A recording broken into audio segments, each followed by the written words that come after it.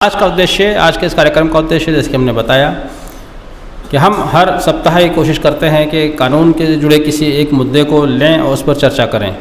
उस चर्चा के लिए हम कुछ अपने विशेषज्ञ अधिवक्ता साथियों को भी कष्ट देते रहे हैं। आज हमारे बीच में हमारे वरिष्ठ आज का जो टॉपिक है वो तीसरा सिंपोजियम जो जिला बार एसोसिएशन द्वारा अधिवक्ताओं के लीगल डिस्कशन को आपस में एक दूसरे से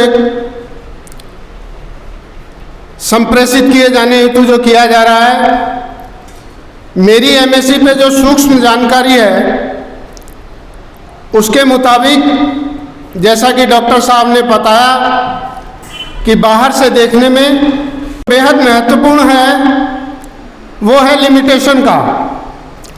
पहले एमएससी में कोई लिमिटेशन फाइलिंग की नहीं हुआ करती थी और अकॉर्डिंग टू लिमिटेशन एक्ट जिन केसेस की कोई लिमिटेशन नहीं है वहाँ मैक्सिमम लिमिटेशन 3 साल मानी जा रही है। 3 साल तक आप एमएससी क्लेम फाइल कर सकते थे। हालांकि ये सेटिस्फैक्शन ऑफ कोर्ट है कि अगर आपके पास ऐसे युक्त कारण और रीजनेबल डाउट्स हैं जो आप क्लियर करते हैं तो कोर्ट 3 साल के बाद भी आपके एमएससी एंटरटेन कर लिया करती थी। लेकिन नए एक्ट में ये प्रावधान होके आया है कि एक्सीडेंट के विदिन 6 मंथ आपको जो है क्लेम पिटीशन फाइल करना ही होगा। ये मैंडेटरी है। और अभी latest rule Kerala high court का आया है जिसने बिल्कुल क्लियर कट ये कर दिया है कि 19 सितंबर 2022 से ये जो 6 महीने वाला लिमिटेशन पीरियड था ये एम्फेसाइज किया जाएगा। कोर्ट इसे एंटरटेन करेंगी। यानी ये मान लिया गया कि एक्ट में जो नया प्रोविज़न जोड़ा गया है अब वो लागू हो गया है। अब आपकी अवधि दायरे की वो एक्सीडेंट की डेट से, नॉट चार्जशीट, एक्सीडेंट की डेट से वो आपकी 6 महीने की है। यानी जिस दिन आपका एक्सीडेंट हो जाता है, आपके किसी जो भी पक्षकार होता है और एक्सीडेंट हो जाता है उसकी एक्सीडेंट की तिथि से, उसमें जो वर्ड आया है बड़ा टेक्निकल वर्ड है, date of accident. I am right अध्यक्ष जी? वो डेट ऑफ एक्सीडेंट जो है यानी जो दुर्घटना की तिथि है उससे 6 महीने तक आप अपना क्लेम पिटीशन फाइल कर देते हैं। ये तो दायरा हो गया। दायरा होने के बाद में अब पहले चूंकि अलग अलग एडीजेज कोर्ट में चला करते थे, अब पूरे उत्तर प्रदेश में सभी जिलों में एक एक ट्रिब्यूनल बना दी गई है। अब ट्रिब्यूनल कहते हैं उनको अभिकरण। वहाँ से वो कोर्ट नोटिस इशू करती है, दूसरी पार्टी उसमें अपना WL देती है। बाकायदा ये सेमी सिविल सेमी क्रिमिनल होते हैं ये एमएससीटी के जो पिटीशन होते हैं। और इसमें जो है जब उनके WS आ जाते हैं तो इश्यूज फ्रेम हो जाते हैं कि किन किन मुद्दों पे मुकदमा चलने योग्य है और चलना चाहिए। जब इशू फ्रेम हो जाएंगे तो आपको अपनी तरफ से फैक्टम ऑफ एक्सीडेंट यानी एक्सीडेंट के जेन्युइननेस को साबित करने के लिए एविडेंस देनी पड़ेगी। कोर्ट उस एविडेंस को कंसीडर करेगी, अपोजिट पार्टी की एविडेंस लेगी, देन आपका अवार्ड होगा। ये एक प्रक्रिया है कि अवार्ड तक की प्रक्रिया है कि भाई अदालत ने विद इन टाइम फाइल कर दिया, नोटिस इशू हो गए, दूसरी पार्टी एपीयर आ गई और उन्होंने अपने WS फाइल कर दिए, आपके इशू फ्रेम हो गए, आपने अपनी एविडेंस प्रोड्यूस कर दी। कोर्ट ने विपक्षी की एविडेंस में लगा के विपक्षी की एविडेंस लेके कंक्लूड करके अपना फाइनल जजमेंट दे दिया और आपका अवार्ड पास कर दिया। ये कोई ज़रूरी नहीं है कि हर एक मामले में अवार्ड पास हो जाते हो, कुछ अवार्ड जो है मेरिट पे खारिज भी हो जाते हैं। जब आपका अवार्ड पास हो जाता है तो कोर्ट उसमें एक टाइम पीरियड जरूर देती है विपक्षी को। वो विपक्षी चाहे बीमा कंपनी हो, गाड़ी मालिक हो या ड्राइवर हो। एक बात कि बहुत से लोग जैसे एसेंशियल पार्टी है, बिल्कुल बनाना जरूरी है कि भाई ड्राइवर को पार्टी बनाया जाए, गाड़ी मालिक को पार्टी बनाया जाए, वो वाइकेरियस लायबिलिटी के तहत आते हैं। ड्राइवर वाइकेरियस लायबिलिटी के तहत आता है, गाड़ी मालिक डायरेक्ट ओनरशिप होने के नाते पार्टी बनना है और बीमा कंपनी उसको सेटिस्फाई जो कोर्ट अवार्ड पास करेगी उसको सेटिस्फाई करने के लिए बीमा कंपनी की लीगल लायबिलिटी, इसलिए वो पार्टी बनाए जाते हैं। ठीक है, इन दैट केस किसी के खिलाफ भी अवार्ड पास किया गया हो, अब आपको उस पैसे की प्राप्ति कैसे करनी है, आपको उसे कैसे उठाना है, ये भी एक बड़ा इशू है।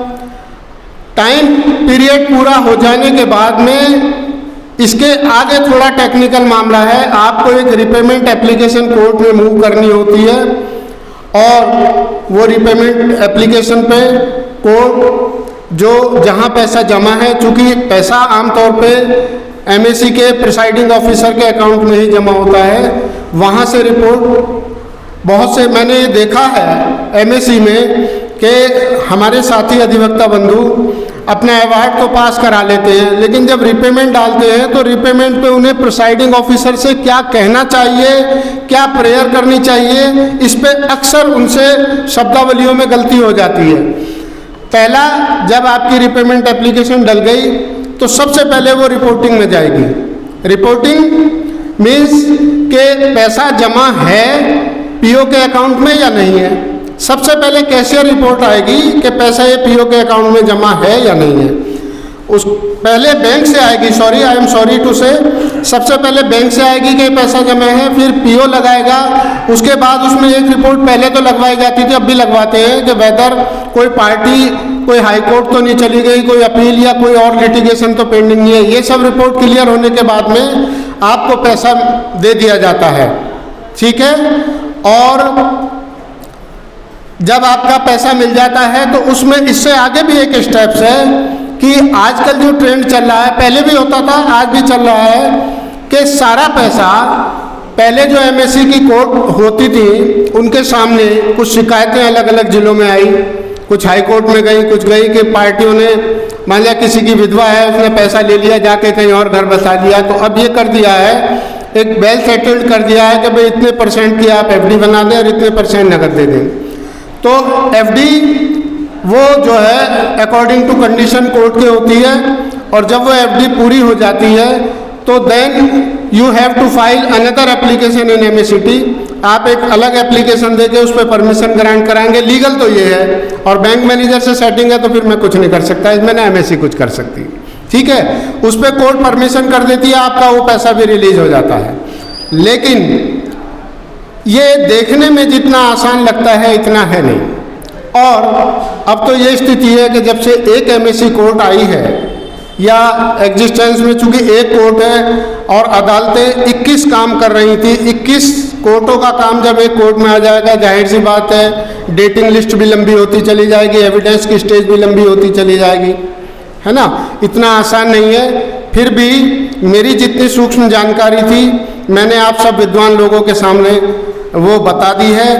लेकिन एक बात मैं ज़रूर कहना चाहूँगा, कहीं ना कहीं मैं डॉक्टर साहब को साधुवाद देता हूँ, धन्यवाद देता हूँ, और इनकी शान में एक शेर कहूँगा इस निराशाजनक माहौल के बाद भी कि कहीं ना कहीं हम लोग वाकई नहीं सीखना चाहते, जानना नहीं चाहते, लॉ अवेयरनेस नहीं है।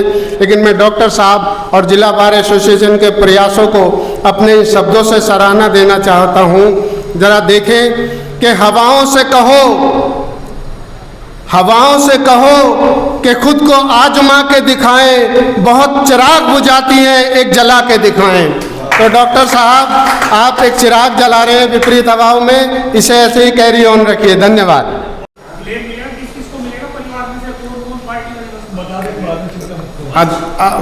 मैं आपका सवाल का जवाब दे दूंगा, लेकिन अध्यक्ष महोदय अगर जवाब दें तो ज़्यादा बढ़िया। धन्यवाद।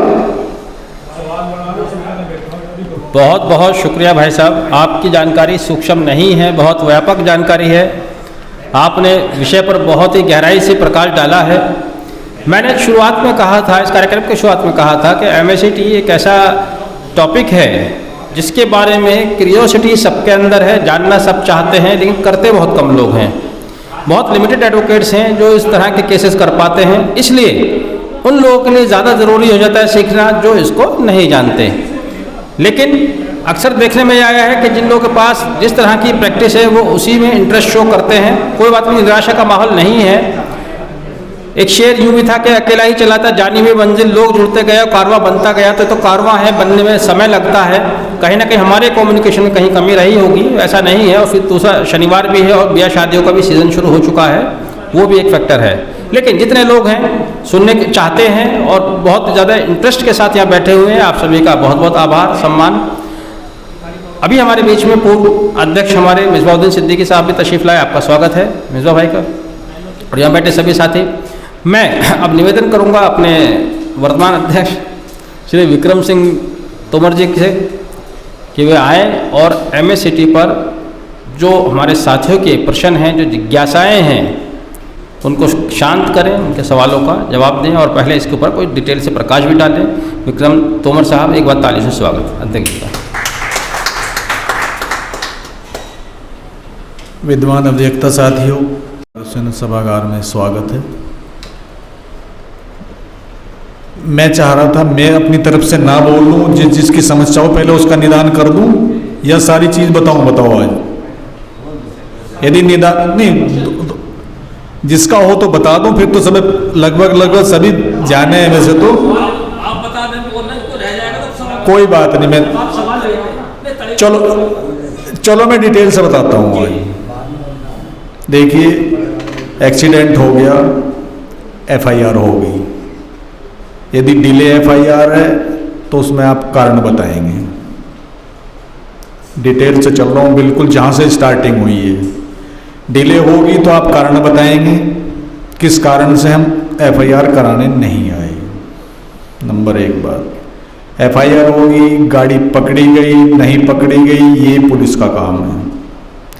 नंबर आप लिखाएंगे, कोई दिक्कत है, FIR लेट भी हो सकती है। ये नहीं है कि अभी एक्सीडेंट हुआ पहले आप FIR को जाएं, ये कोई ऐसी बाइंडिंग नहीं है। रूलिंग बहुत है, पहले आप मरीज को भर्ती करावें, उसका इलाज करावें। यदि कुछ बात हो, देखो यदि डेथ हो गई है तो FIR आपको करानी ही करानी है, पोस्टमार्टम होगा नहीं। बिना FIR पोस्टमार्टम नहीं, चाहे वो अननोन में हो, चाहे नोन में हो, चाहे कैसे भी हो। ये शुरुआत FIR की होगी, फिर गाड़ी पकड़ी जाएगी, उसकी बेल होगी, उसके आप पेपर लेंगे। अब मुकदमा क्लेम केस की फाइलिंग की बात आती है। क्लेम केस 2 सेक्शंस में होता है, 166 और 163A। 166 में आपको नेग्लिजेंसी प्रूव करनी है, वो आपकी लाइबिलिटी है। यदि आप नेग्लिजेंसी प्रूव नहीं करना चाहते हैं, हाँ, उसमें अवार्ड अनलिमिटेड है। जितना आप प्रूव करेंगे, क्या इनकम थी, कितना कमाता था, कितने बिल लग गए, आदमी की क्या वैल्यू थी, सब आपको प्रूव करना है। नेग्लिजेंसी आपको प्रूव करनी है, आपकी अपनी क्या औकात थी, कितना में वो कमाता था, क्या उसकी इनकम, और एज के हिसाब से क्लेम मिलता है। इनकम, एज के हिसाब से क्लेम, नेग्लिजेंसी प्रूव आपको करनी है कि गलती उसकी थी।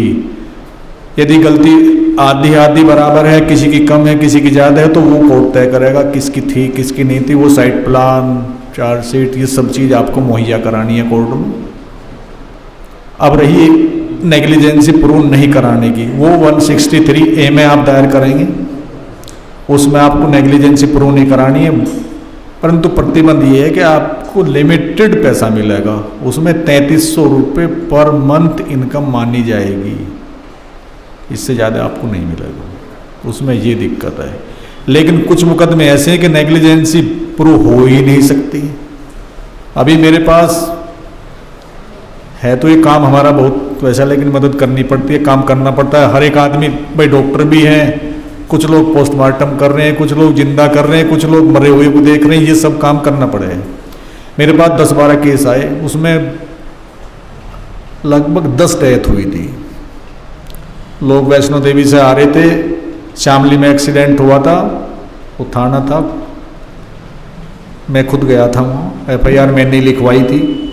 गाड़ी डिवाइडर के भी दूसरी तरफ चली गई थी। नेग्लिजेंसी प्रूफ, हमारे सब आदमी मर गए थे, हमारे सिर्फ 2 आदमी जिंदे रहे थे उसमें, और कोई नहीं रहा था। वो भी जो 1-2 जिंदे रहे थे वो बाद में उनकी भी डेथ होगी। मुश्किल से वो एक आदमी बचा, 2 बच्चे बचे थे, वरना एक घर में से 6-7 5-6 आदमी, 2-3 एक में से, फिर बाद में यहाँ भी मर गए, 10-12 डेथ हुई थी उसमें। फिर सोचा गया अभी क्या हो गया, गाड़ी हमारी डिवाइडर को पार करके दूसरी गाड़ी के सामने चली गई, इतना तगड़ा हुआ कि उसमें 9 आदमी तो वहीं ऑन स्पॉट हो गए थे। अब हमारे एक वकील साहब और पहुंच गए, हमारा FIR जिंजाना थाने की बात है, वो बोले FIR अब दिक्कत क्या हो रही है, हर एक आदमी तो MSc करने को तैयार है, कोई मुझे यूँ नहीं है कि मैं मुझे करना है, लेकिन हमें बेसिक नॉलेज होनी चाहिए, बेसिक नॉलेज की बहुत ज़रूरत है हर एक में। अब भाई साहब फैमिली कोर्ट करें, बेसिक इन्हें पूरा ज्ञान है, मैं भी करने लगूँ, मैं क्या करूँगा भाई, बेसिक नॉलेज मुझे है नहीं, मैं क्रिमिनल नहीं, बेसिक। मैंने कहा भाई साहब ऐसे नहीं होने की, जिंजाना थाने में ही 2 आदमी उनके भी इंजर्ड थे, ऐसे लिख लो। मैं भाई ऐसे FIR नहीं होने की, कुछ नहीं मिलने का है, ना नेग्लिजेंसी प्रूव होने की है, हमारी गाड़ी दूसरी तरफ डिवाइडर पार करके उसके सामने इत्तेफाक चलेगी, कुछ नहीं होने वाला। जैसे मैं लिखा रहा हूँ प्लीज़ मकाज में कुछ नहीं मिलने का, आप मैं कराता हूँ, आप चैन से बैठ लें, केस आप ही ले लियो, मुझे कोई दिक्कत नहीं, मुझे ये लाए हैं, लेकिन हमारा काम है लीगल बात बताना। हमें यहाँ भी किसी को लीगल बात नहीं बतानी है, यहाँ हमें गलत व्यवहार या गलत तरीका नहीं बताना चाहिए किसी क्लाइंट को, उससे हमारा बहुत बड़ा बैड इंप्रेशन है, लंबे टाइम नहीं चल सकते हम।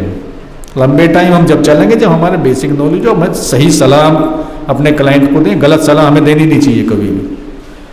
वो मामले हो गए, फिर मामले 163 में वो मेरे पास ही आए, जो उनके पास थे उन्होंने मुकदमे दायर नहीं करा कि जी ये तो जानते ही नहीं है और मैं तो इनसे कराता नहीं है, अब तुम ही करा लो। मगर नहीं, उससे करा लो, मैं ऐसा काम नहीं करने का, वो गए तो उनसे करा लो, वो मुकदमे हुए ही नहीं। मैंने वो 163 में दायर करे, उन्हें दिलवा भी दिया, चलो निपट गए। तो मुझे नहीं बताना चाहिए क्या हुआ क्या नहीं हुआ। अब क्या हुआ तो 163 का, अब भाई साहब ने, एक भैया ने बात उठाई थी किसे किसे मिले क्लेम, मैं उस बात को रोक के बता रहा हूँ, राजेंद्र तोमर जी की बात भी बताऊँगा अभी।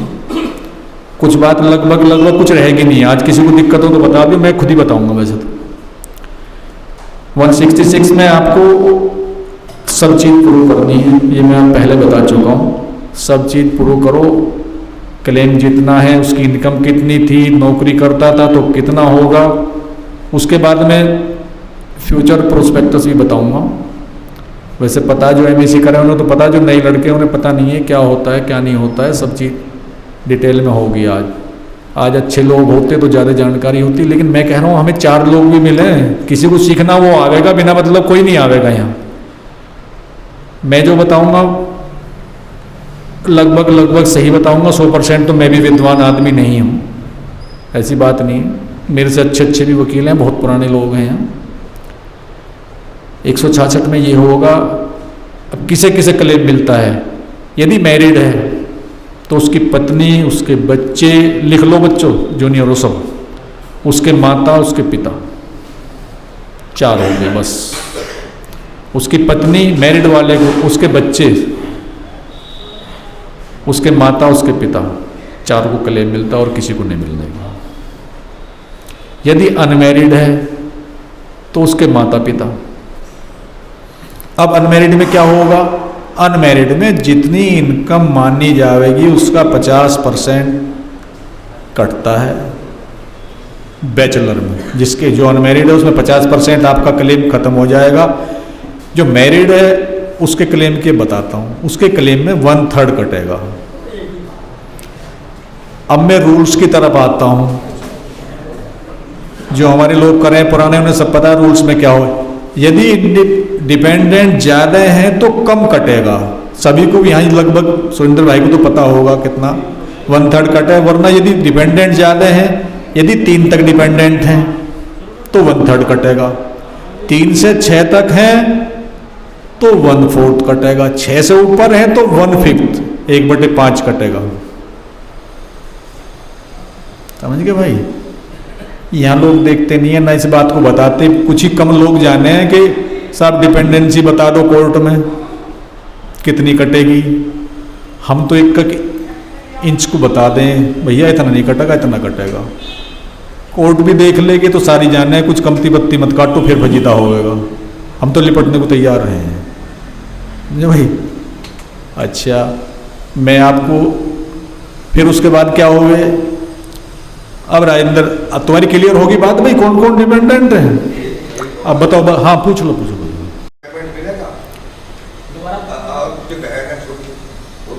हाँ, छोटी बहन को आप पार्टी बना लो, कोई दिक्कत नहीं है, लेकिन उससे कोई बढ़ने का नहीं है। छोटी बहन है, उसे पार्टी बना लो, मिलेगा मिलेगा, उतना ही बटेगा बस। आप फालतू ना समझें। बताओ।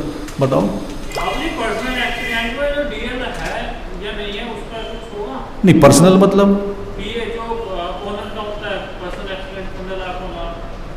नहीं, वो कॉम्प्रहेंसिव में सुनो, कॉम्प्रहेंसिव चीज पर्सनल के 1 लाख रुपए लिमिट है, उसमें लिखा रहे, उसमें लिखा। अब 15 लाख हो गया ना, उसमें 15 लाख नहीं हुआ वैसी है कुछ, कोई 15 लाख का कहीं अवार्ड नहीं हुआ आज तक। डीएल नहीं है, 1 लाख भी नहीं मिलने का। 15 लाख का अवार्ड हमारे यहाँ तो कहीं हुआ नहीं, मेरी जानकारी में तो है नहीं। सुरेंद्र भाई, कहीं हुआ 15 लाख का अवार्ड? किसी का हुआ नहीं है। 15 लाख कहाँ आया? सब पहले तो 7.5 लाख 15 किए, कहीं अवार्ड कहीं नहीं।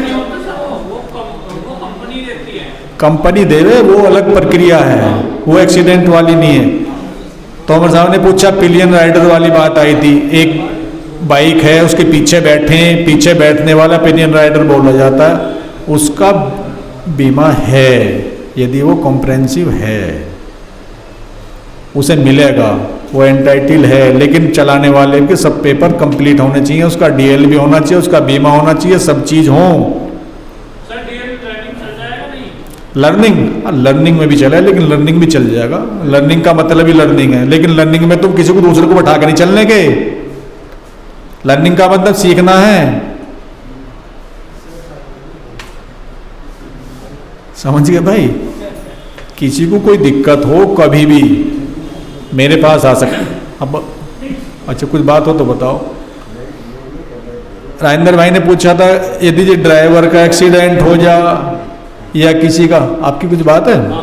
हाँ बताओ ना, बताओ, मैं बताता हूँ। अगर अज्ञात में एफआईआर दर्ज होती है, गाड़ी का पता नहीं चलता, ठीक है, किसी भी तरीके से, हाँ, तो उसके लिए क्लेम की क्या प्रोसीजर, मिलेगा या नहीं मिलेगा? मिलेगा तो कितना मिलेगा? मिलेगा वो 1 लाख रुपए हैं, समझ गए जी? मिलेगा वो दूसरी प्रक्रिया, वो उसका मुकदमा यहाँ नहीं डलने का एमएसी में, उसका मुकदमा एमएसी में नहीं डलने का, किसी के खिलाफ डलेगा यहाँ। तो यहाँ नॉन में एमएसी में मुकदमा नहीं डलता कभी भी। तो अगर डीएम के यहाँ जाएंगे, हाँ, वो प्रोविजन में जाएंगे, प्रोविजन पार्टी किसे बनाएंगे? वो हिट एंड रन का है, एक फॉर्मेट है, हिट एंड मार के भाग गया, वो सरकार ने सभी का बीमा कर रखा। अब मैं एक बता दूं, नहीं 164 का फर्स्ट में एक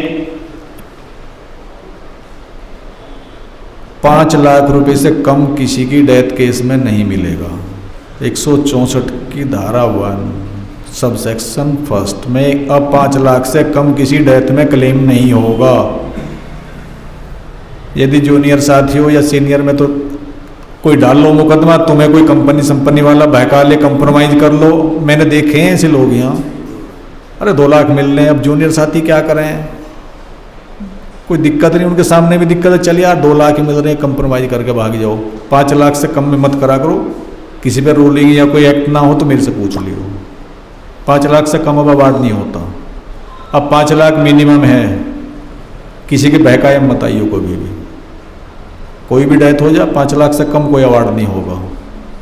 मैंने यहाँ देखे कंपनी वाले, अरे तेरा तो बेकार होने वाला नहीं है, खत्म हो जाएगा, मैं कहीं से खारिज कर देंगे साहब, लिख ले 3 साल, 3 लाख ले ले, कुछ नहीं है, 5 लाख से कम मत करियो, कहीं कोई दिक्कत हो मेरे से पूछ लियो। तोमर साहब की बात थी कि गाड़ी में बैठे पेड़ से टकरा गई, वो पहले WC एक्ट था, वर्कमैन कंपनसेशन एक्ट, अब वो एम्प्लॉइज कंपनसेशन एक्ट हो गया। ECA वो डलते हैं डिप्टी लेबर कमिश्नर के यहाँ बेगम पुल पे। जो कोई किसी का एम्प्लॉई है, उसका एम्प्लॉई वहाँ डालो, वहाँ यहाँ से आसान प्रक्रिया, यहाँ छोड़ के हम वहाँ डालते हैं। उसके लिए फैक्टर भी निश्चित है, वहाँ से आपको न 1 रुपया कम मिले न ज़्यादा मिले, और प्रक्रिया वहाँ की यहाँ से आधी करनी पड़े हमें। वहाँ से समन वो खुद भेजते हैं, यदि हो जा तो कभी कभी रजिस्ट्री करनी पड़े, वरना तो उनकी डाक से खुद समन चढ़ के जावे। यहाँ तो आपको पता ही है क्या प्रक्रिया हो रही है, यहाँ तो नजारत में जावेगा, फिर जावे ना जावे, सभी में रजिस्ट्री लगभग है ना भी आता। अच्छा, वहाँ DID बहुत जल्दी होवे, कोई नहीं आता ख़त्म करो, क्या नाम जी, वो एक्सपायरिटी बहुत जल्दी हुआ है वहाँ DID एक्सपायरिटी बहुत जल्दी हो के पेपर्स हैं, कंपनी तो आई जावे, कंपनी तो सब मेरठ में है ही। अब मुकदमे डालने की जगह बताऊँ आपको, कुछ लोग हमारे भ्रमित रहे हैं कि कहाँ कहाँ डले हैं मुकदमे। मुकदमे जहाँ एक्सीडेंट होता है उस जिले में डल सकता है, जिसका एक्सीडेंट होवे वो अपने वहाँ डाल सकता है, जहाँ विपक्षी पार्टियाँ रहती हैं वहाँ डल सकता है, जहाँ बीमा कंपनी हो वहाँ डल सकता। 4 जगह मुकदमे डलते हैं NSE के, कहीं भी डाल लो, क्लेमेंट की बात है वो कहाँ डाल रहे हैं, ये है। कुछ लोगों ने नया तरीका बना रखा, हमारे बागपत में तो लगभग 50% मुकदमे दिल्ली डाल रहे हैं, फर्जी एड्रेस लिया दिल्ली चल दिए जय श्री राम। अब वहाँ क्या हुए, चल गए। कोई वकील साहब है ऐसी फिरोजा दलाल तो बहुत है, मेरे यहाँ भी कुछ लोग आए, भाई साहब दिल्ली डलवा लेते हैं हम इसका। भैया दिल्ली डलवावे तो मेरे पास क्यों आ रहा, वहीं चला जाता उसके घर पे ही, ये कुछ मामले। अच्छा भाई लोगों, बिल्कुल भी कोई झूठा उल्टा क्लेम डालने का समय चला गया, उसे डालने का कोई प्रयास ना करे। जांच काफ़ी पेंडिंग पड़ी हुई है और भी चल रही है, ये बहुत गलत एक प्रक्रिया हमारे यहाँ चल गई थी, बहुत गलत बात है। इससे हमारा पैसे पे बड़ा दाग धब्बा लगता है, उससे हमारी इमेज को बहुत दिक्कत है। ये भी मत कुछ नहीं है इसमें, कुछ नहीं रखा, झूठ तूफान ये करना वो करना, उससे कुछ नहीं होने वाला। अब आपकी कोई समस्या हो तो बताओ, मैं उसे बताता हूँ।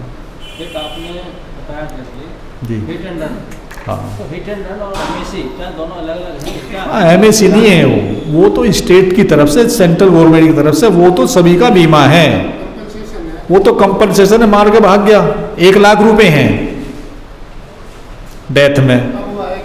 अब मैं तो आज की बात कर रहा हूँ, पहले 25-50 थे, अब 50 और 1 लाख हो गए। उसकी प्रक्रिया डिस्ट्रिक्ट लेवल पे चले, उसमें रिपोर्ट लगे, तहसील में रिपोर्ट आवेगी, उसके घर पे जांच होगी, FIR क्या होती है उसमें, तो GDVD में एंट्री हो गए, हिट मार के भाग गया। सभी का भी जो सड़क पे पड़ा उसे तो कोई ना कोई तो उसकी FIR करेगा। वो तो प्रक्रिया स्टेट वाली है, यहाँ की नहीं है वो। हिट एंड रन उस केस में है जहाँ ये नहीं पता चलता कौन, हाँ, मार के भाग गया ना, हिट एंड रन का मतलब ही यही है, मार के भाग गया। पहले 25-50 थी। वैसे वो किसी प्रोविजन में हम जाते होंगे, MSE में जाएंगे कोई और उसको नहीं, MSE का तो मतलब ही नहीं होता। MSE का मतलब तो MSE सुनो, प्लीज सुनो, MSE का मतलब ये है, MSE का मतलब ये है हम किसी के खिलाफ मुकदमा डाल रहे हैं। वहाँ किसके खिलाफ डाल रहे हैं, वो तो डिस्ट्रिक्ट लेवल का एक परफॉर्म है, उसकी जांच होकर तहसीलदार के यहाँ जाएगा और तहसीलदार अपने पटवारी कानूनों से रिपोर्ट लग। हाँ बताओ जी। प्रोविजन नहीं है, हिट एंड रन का ही प्रोविजन है, वो कोई प्रोविजन है, हिट एंड रन का ही प्रोविजन है। इसकी डेथ हो गई है, आप जो FIR या जो GD जो भी एंट्री उसे लगा दो, उसकी कॉपी पोस्टमार्टम लगा दो। एप्लीकेशन है, परफॉर्मा है, पोस्टमार्टम लगाओ, GD में एंट्री होगी, FIR तो उसकी होती नहीं है लगभग, कोई कर देता हो ठीक है, करने को हो गए सब, जो भी कोई चीज थाने संबंधित हो उसकी पोस्टमार्टम ये लगा दो, वहाँ जांच होगी, हाँ जी हो गया, सरकार को भेज देंगे। जैसे किसान दुर्घटना बीमा, उसका भी परफॉर्मा है। किसान दुर्घटना बीमा में किसी की भी दुर्घटना में मृत्यु हो जा, सर्पदंश हो जा या कोई पशु मार दे, उसके लिए 5 लाख रुपए डेथ में। किसी को चोट लग जा, स्थायी अपंगता हो जा, उसका उसी के हिसाब से होगा अपंग कितना है। ऐसी यहाँ डिसेबिलिटी का है, भाई डेथ में तो आपने प्रूव कर दिया, हमें इंजरी में प्रूव करना पड़ा है, उसमें ये होगा कि कितने % की डिसेबिलिटी है, उसके हिसाब से उसकी इनकम और उसका देख के मान लिया हमारी इनकम 10,000 पर मंथ है, 50% की डिसेबिलिटी आई तो 5,000 होगी। 5,000 से फैक्टर क्या है एज के हिसाब से, एज का फैक्टर लगे साथियों, एज का फैक्टर की तो हमारे पास लिस्ट है कि साहब 15 से 20 तक इतना, 20 से 25 तक इतना, 25 से 30 तक इतना, वो तो मल्टीप्लायर है, वो तो मल्टीप्लायर वही वहाँ है इसी एक्ट में। वहाँ तो पॉइंटों में भी है, यहाँ तो 17, 18, 20, ये 17, 16, 15, फिर जितना ऊपर होता जा घटता चला जा, 60 तक हो गया एंड हो जा। ऐसी वहाँ तो पॉइंटों में भी है, गुणांक लगा दो 170.18, 168.68, वहाँ तो इतना भी है और उसी का गुणांक लगेगा वहाँ बड़ी सेट थ्योरी है, वहाँ आपको 1 रुपया कम नहीं मिले, लेकिन वो वर्कमैन के लिए है वहाँ। अच्छा, हम यदि 2 गाड़ी टकराई हैं, मैं आपको एक नई जानकारी दूं, जूनियर साथियों को शायद पता हो ना हो, हम किसी भी गाड़ी से क्लेम ले सकते हैं। बीमा कंपनी वाले कहाँ घुमा दे, अजी साहब ये पार्टी तो ये तो बनाई ना इन्होंने, दूसरी गाड़ी भी टकराई थी, ये जिस गाड़ी में बैठे वो तो पार्टी नहीं बनाई, मैं ही क्यों दे दूँ। इस पर बहुत रूलिंग है, हम किसी भी गाड़ी से क्लेम ले सकते हैं। ये नहीं है कि दोनों टकराई तो दोनों को बनावे लिटिगेशन बढ़ेगा, फिर तो अब कभी कोई नहीं आ रहा, कभी कोई नहीं आ रहा, कभी कोई नहीं आ रहा, उससे बहुत दिक्कत हो गई। मुकदमे में देरी भले हो जा, सोच समझ कर करा करो, कोई दिक्कत हो हम खड़े हैं, किसी का क्वेश्चन हो तो मेरे से पूछो। कुछ मैंने छोड़ तो नहीं दिया? कोई सवाल किसी का कोई प्रश्न? किसी का कोई प्रश्न हो? पोस्टमार्टम ना हुआ हो, मेरे पास चलाना दिलवा दूँ। सुनो, यहाँ से भाषण देने की बात नहीं है, मृतक का क्या बताऊँ, तुम यूँ कहोगे तो कोई दिक्कत नहीं है, FIR भी ना होगी, पोस्टमार्टम भी ना होगी, तब भी दिलवा दूँ, बिना FIR के भी दिलवा दूँ। वो उसमें दिक्कत हो, वो मुझे मदद करनी पड़ेगी, मुझे मैं इसी वजह से तो बुलवा रहा हूँ। मेरे उसकी लीगल पोजीशन रूलिंग्स हैं, केस को प्रूव करना है, पोस्टमार्टम हुआ, FIR हुई है, उसके सब फिर मुकदमा चलाने पे कार्रवाई हो गई, उसकी लीगल पोजीशन कानूनी वैध है, कोई दिक्कत नहीं है। मेरे पास तो ना FIR हुई थी, ना पोस्टमार्टम हुआ था, मैं आपको बता दूं, कहो तो मैं जजमेंट को पढ़वा दूंगा, ऐसी दिक्कत नहीं है, ना FIR ना पोस्टमार्टम। उस पर चिंता क्यों कर रहे हो, कहीं पहुंचा दूँ। जैसे आपने बताया कि 6 मंथ है, हाँ, मतलब किसी वजह से ना कर पाया आदमी, तो उसके बाद क्या करें? वो टाइम बाढ़ की एप्लीकेशन देनी पड़ेगी, आपको कारण बताना पड़ेगा। अभी 1/4/22 से हुआ ये,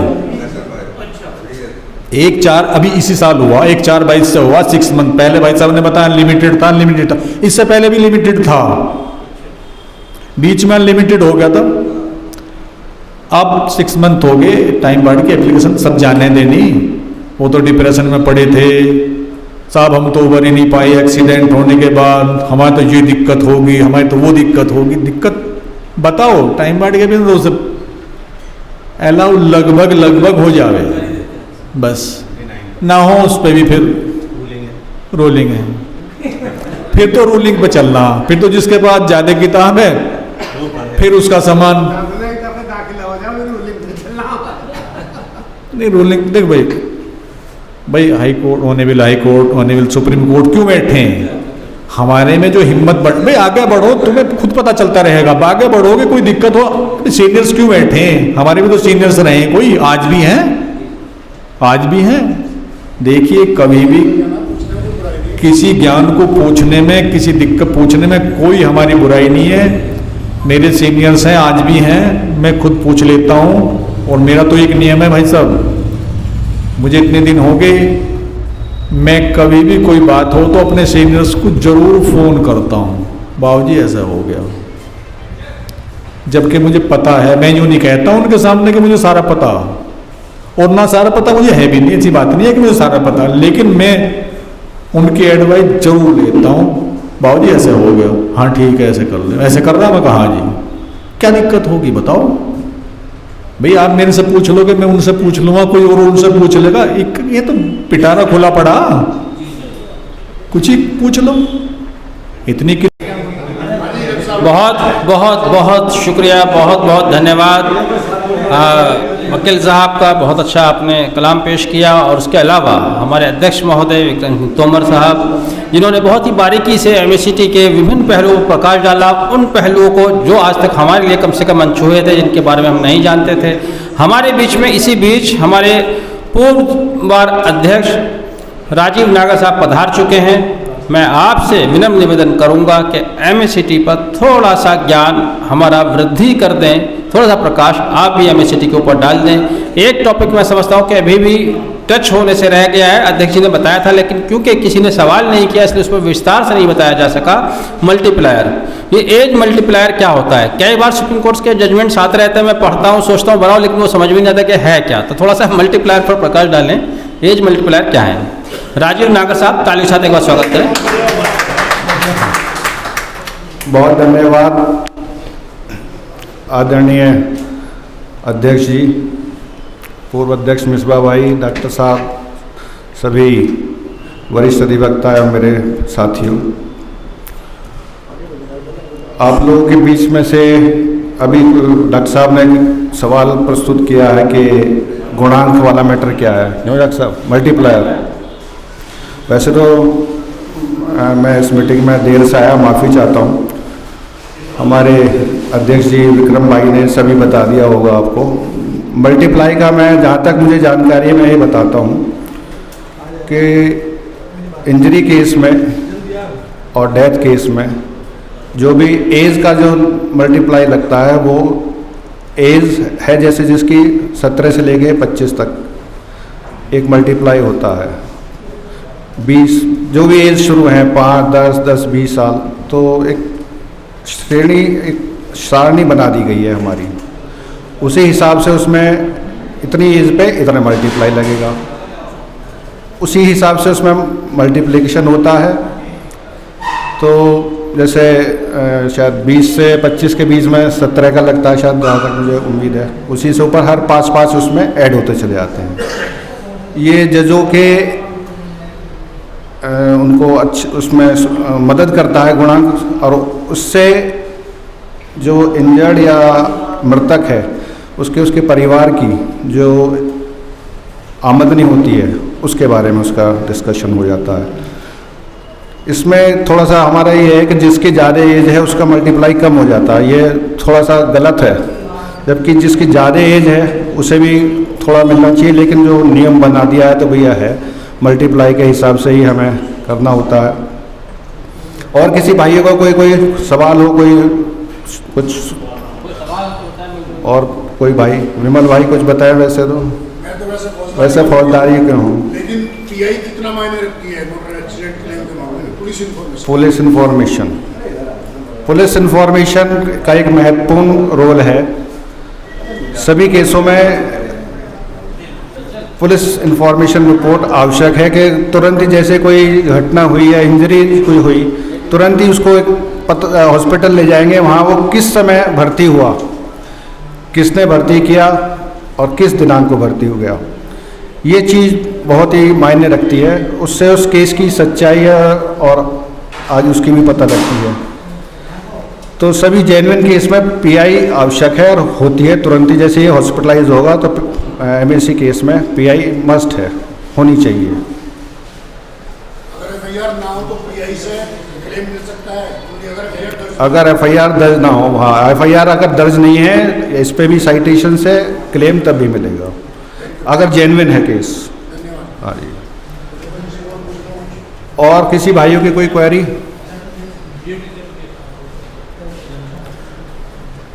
ठीक, 18 साल की एज उससे कम है, 18 साल से कम है जी। मल्टीप्लायर कौन सा आपने? अब वो 15, वो तो श्रेणी देखनी पड़ेगी, वैसे याद नहीं है। 18 से कम पे लगेगा 16 नहीं, 17 का, हाँ टेबल से है वो तो, टेबल हाँ फिक्स है उसमें जो है। ठीक जी, बहुत धन्यवाद आप लोग का, आपने मुझे इस लायक समझा कि कुछ क्वेश्चन मुझसे पूछे जा सकें। वैसे विक्रम भाई हमारे बड़े भाई मौजूद हैं, धन्यवाद भाई, थैंक यू। बहुत बहुत दिल की गहराई से आपका शुक्रिया राजीव नागर साहब, पूर्व अध्यक्ष हमारे बार एसोसिएशन के। आपने बहुत ही संक्षेप में बहुत विस्तार की जानकारी दी है, क्योंकि असल में बात आकर कई बार मल्टीप्लायर पर आकर अटकती है, जिसको आपने स्पष्ट किया। बहरहाल आज का कार्यक्रम recent developments in motor accident claim cases, मैं समझता हूं कि जो लोग यहाँ उपस्थित हैं इनको इससे कुछ लाभ हुआ होगा, कोई जानकारी में वृद्धि हुई होगी। इसी उद्देश्य से हम इस कार्यक्रम को आयोजित कराते हैं। कार्यक्रम का उद्देश्य अभी आज का यहाँ पूरा होता है। कार्यक्रम को समाप्त करने से पहले मैं निवेदन करूँगा, अपने एक और हमारे पास पूर्व जिला अध्यक्ष बार के अध्यक्ष मौजूद हैं मिसबाउद्दीन सिद्दीकी साहब, कि यहाँ आए हुए उपस्थित जनों का धन्यवाद करें। वोट ऑफ थैंक्स के लिए मिसबाउद्दीन सिद्दीकी साहब। चाय बहुत गर्म है।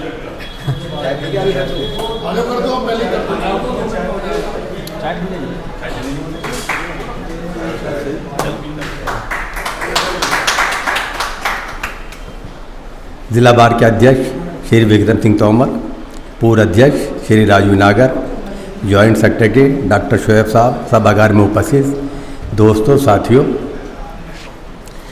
देखिए जब भी पिछली दफ़ा भी जो प्रोग्राम हुआ था उसमें भी ये बात साफ हो गई थी कि जब अच्छा कोई काम करता है तो बहुत कम लोग शामिल होते हैं।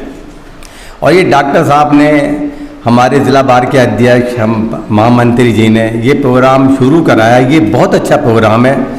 इसमें इन लोगों को ये यहाँ पे लोगों की कैपेसिटी देख करके कभी यही नहीं सोचना चाहिए कि हमारा प्रोग्राम फ्लॉप हो रहा है।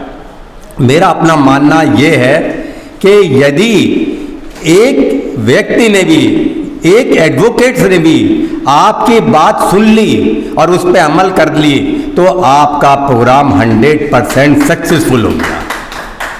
सभागार में हमारे जूनियर साथी बैठे हैं, हमारे सीनियर साथी बैठे हैं, और ये लॉ का टॉपिक ऐसा है, मैं मैट्रिमोनियल करता हूँ, ज़्यादातर क्रिमिनल करता हूँ, मैं MACD नहीं करता, बिल्कुल मेरे को जानकारी नहीं। लेकिन आज मैं बैठा, बहुत सारी बातें आ गई।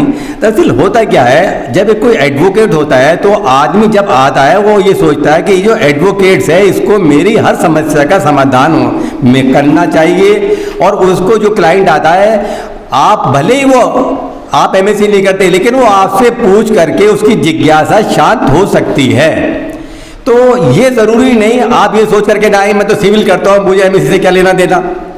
नहीं, अगर आपके अड़ोस में, पड़ोस में, ऊपर वाला ना करे, कभी ऐसा हो जाता है कि भाई FIR लिखने की ज़रूरत पड़ गई, तो आपके उसके जो फंडामेंटल चीज़ हैं वो तो पता होना चाहिए कि क्या चीज़ लिखानी है FIR में और क्या नहीं लिखाना, और किसके लिखाने से क्या कॉन्सिक्वेंस हो सकते हैं और किसके लिखाने से क्या फ़ायदे हो सकते हैं।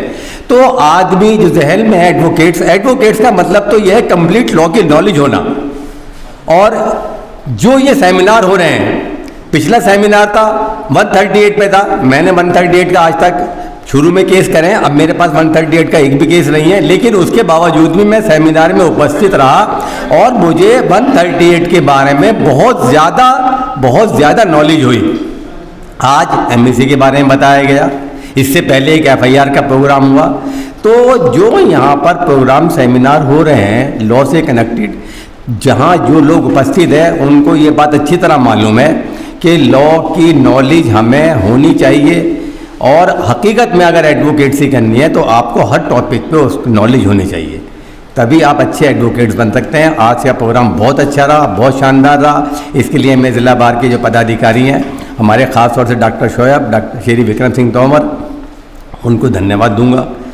हमारे पूर्व अध्यक्ष राजीव नागर जी बैठे हैं, इनको भी धन्यवाद दूंगा कि इन्होंने अपना कीमती वक्त दिया और यहाँ पे तशरीफ़ लाए।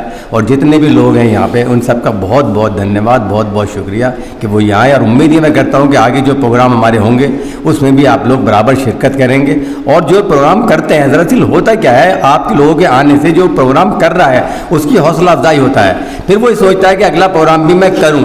और आपने अगर पहले प्रोग्राम में या अब दूसरे प्रोग्राम में या अब आइंदा नहीं आएंगे तो आइंदा प्रोग्राम मन बंद हो जाएंगे। देखिए शुरुआत जब भी कोई करता है, ऐसा नहीं है कोई किसी काम की भी शुरुआत करें, आप एडवोकेट से ही शुरू करें। आप एक केस आएगा, पहले बहुत दिन तक नहीं आने के, फिर एक आएगा, फिर 2 आएंगे, फिर 3 आएंगे। हो सकता है कि भाई आने वाले टाइम में आप कचहरी के टॉप लॉयर बन जाए।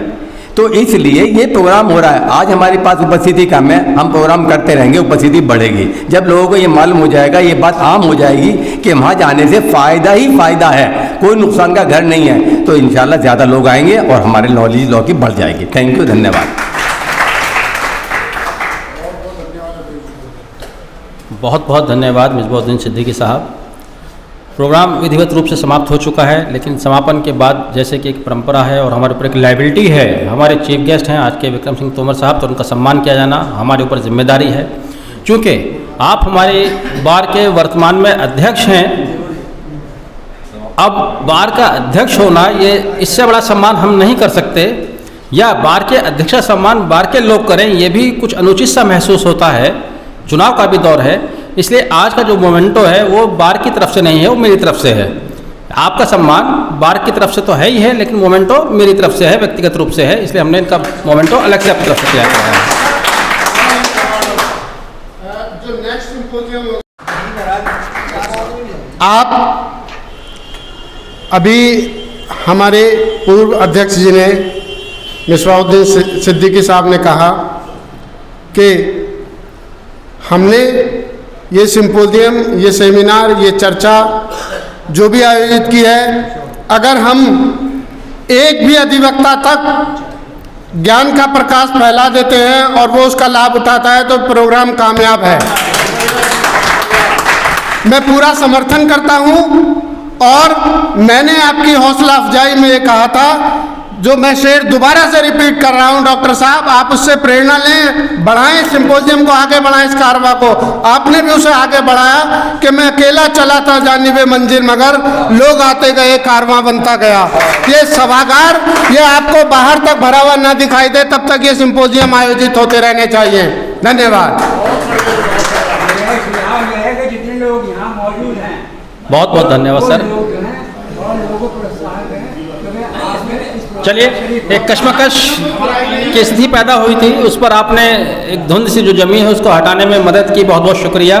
तो ठीक है, हम आगे की बात बता देते हैं। पिछले हफ्ते भी हमने डिस्कस किया था, नेक्स्ट सिंपोजियम फ्राइडे में होगा। इस बार सैटरडे शायद वर्किंग नहीं होगा, तो फ्राइडे में होगा और वो होगा 125 CRPC पर, जिसको प्रेजेंट करेंगे मिसबाहुद्दीन सिद्दीकी साहब, और जो भी साथी हैं हमारे उनकी सर्च करेंगे, जो भी इस पर और ज़्यादा प्रकाश डाल सकते हैं उनको भी हम तलाश करेंगे, उनको भी लाने की कोशिश की जाएगी। क्योंकि 125 CRPC एक ऐसा विषय है जिससे गाहे बगाहे आज के दौर में, हालांकि अफसोस की बात है लेकिन फिर भी ये सच्चाई है कि कम से कम हर परिवार ना से हर खानदान जरूर जुड़ा हुआ है, तो जानना चाहता है।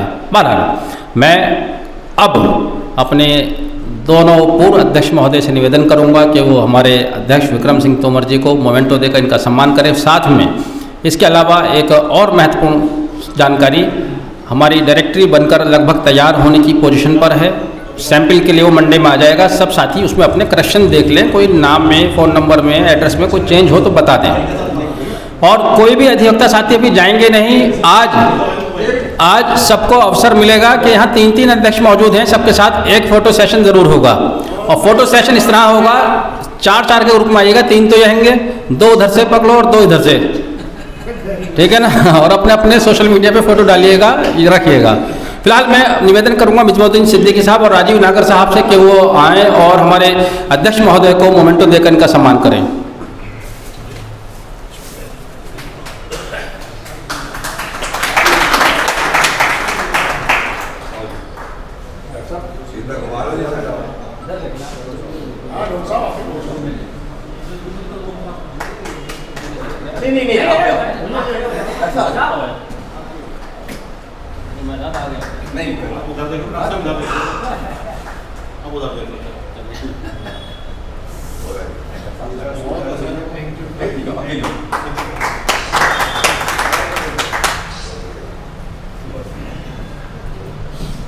बहुत बहुत धन्यवाद राजीव नागर साहब, मिसबाहुद्दीन सिद्दीकी साहब, और सबसे ज़्यादा हम आभारी हैं आप लोगों को जहाँ उपस्थित हैं। साथ में हमारे अध्यक्ष महोदय विक्रम सिंह तोमर जी, जिन्होंने हमारा उत्साह बढ़ाया और बिल्कुल पहल की और आगे आए। अब जैसे कि मैंने कहा था, हमारे आगे से साथी 4-4 के ग्रुप में आ जाएं और एक फ़ोटो करा लें। सभी साथी आ जाएं, 2 इधर से 2 इधर से, बारी बारी आए ईमानदारी के साथ। जो एक बार आ जाए वो हट जाएं अपने आप।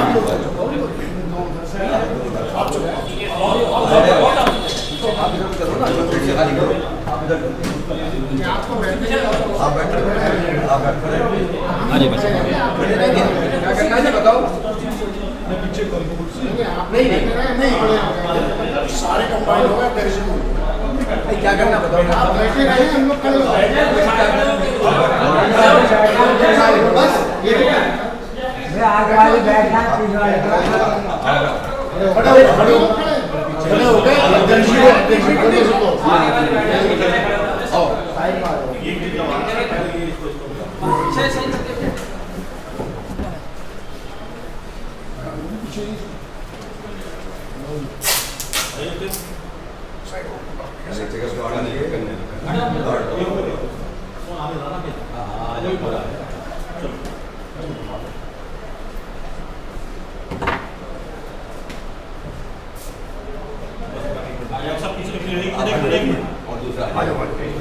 आओ जी, आ जाओ जी, आओ। आपका नाम नंबर आयो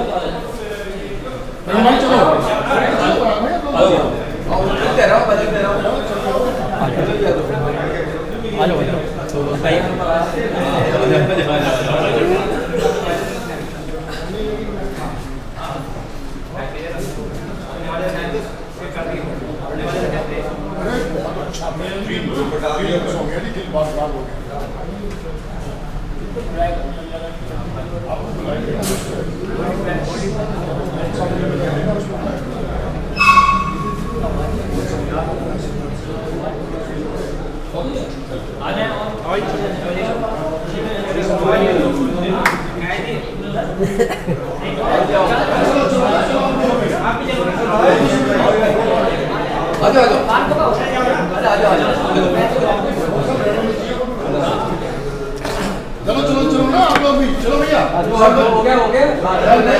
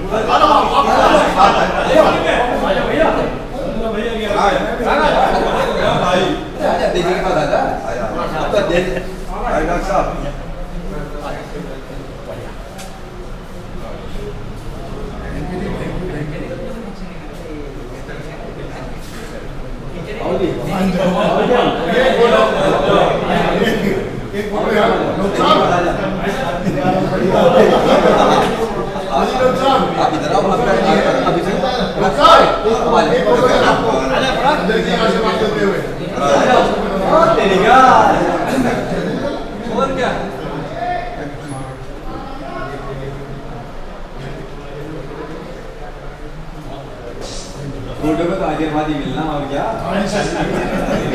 ले लिया आओ ये आओ जी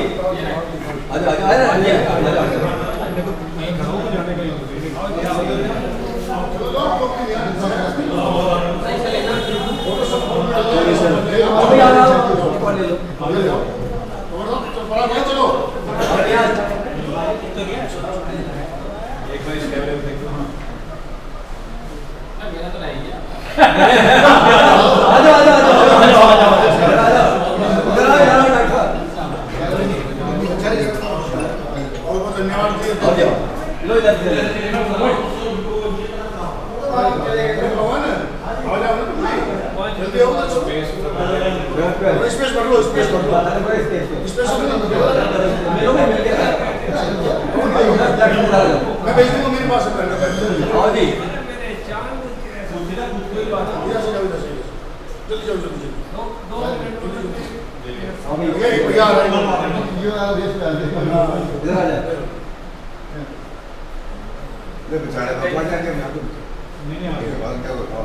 छोटा वैसे एक ऐलान कर दो, हर किसी के पास पहले हुआ करता था कि जिस किसी को फोटो चाहिए हो विमल भाई सकते हैं। मैं तो भाई साहब ग्रुप में डाल देता हूँ सब है उसमें। बाकी पर्सनल नंबर मेरा लेके भैया जिसे पर्सनल चाहिए इधर को आओ जी, इधर को चलाएंगे।